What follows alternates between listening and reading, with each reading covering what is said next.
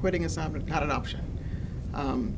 Me being exhausted, the community exhausted, my employees are exhausted, but change is rough, change is tough, but I'm not afraid of change. I'm not afraid of the truth. I'm not afraid of what can come of the protests, the marches, the calls, you name it. I'm not afraid of that at all.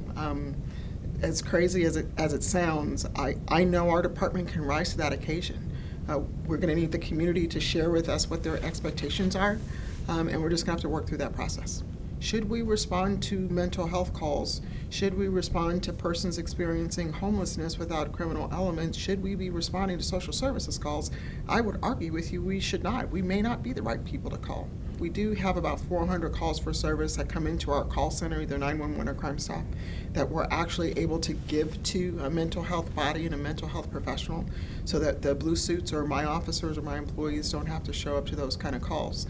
So it's going to take the community, it's going to take law enforcement to work through what those kind of calls are, and then have the men and women who are in uniform respond to the violent calls for service, to the property crimes, to things like that. We're all trying to find the right options for those type of calls. And I'll just go back to the homelessness calls, the social services calls, you name those. Those are the kind of conversations we should be having, because not only is the community demanding it, we're realizing that that's the best answer for people in our community who are experiencing different either mental health crisis or different social service crises. We're listening. So the protests that are happening are not protests happening in vain.